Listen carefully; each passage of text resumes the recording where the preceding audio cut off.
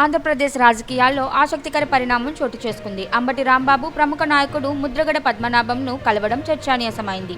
ఈ భేటీ తర్వాత మాట్లాడిన అంబటి, నా బలం జగన్, నా ధైర్యం నా పార్టీ అంటూ వైఎస్ జగన్మోహన్ రెడ్డిపై తన విశ్వాసాన్ని స్పష్టంగా వ్యక్తం చేశారు.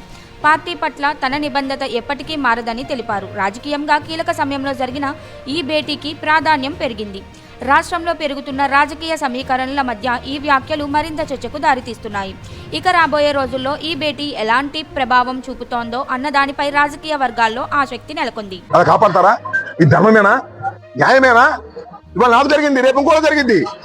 ఎవరికి జరగని విధంగా, ఇంకా ఎవరికైనా చెయ్యాలంటే భయపడే విధంగా ఈ చంద్రబాబు లోకేష్ కి గుణపాఠం నేర్పాల్సిన బాధ్యత లేదా నాకు? మీ అందరి సహకారంతో న్యాయస్థానం ఉంది. ఇంకా రాంబాబుని కొట్టినా పర్లేదు, ముద్రగడ పద్మనాభం గారి ఫ్యామిలీ తిట్టినా పర్లేదు, ఏం చేసినా పర్లేదు అనుకుంటున్నావు. తప్పు.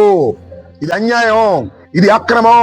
ఈ అన్యాయాన్ని, అక్రమాన్ని నా పార్టీ, నా కులము కలిసి ఎదుర్కోవడానికి మేము సిద్ధంగా ఉన్నాము అని కూడా ఈ సందర్భంగా నేను మనవి చేస్తున్నాను.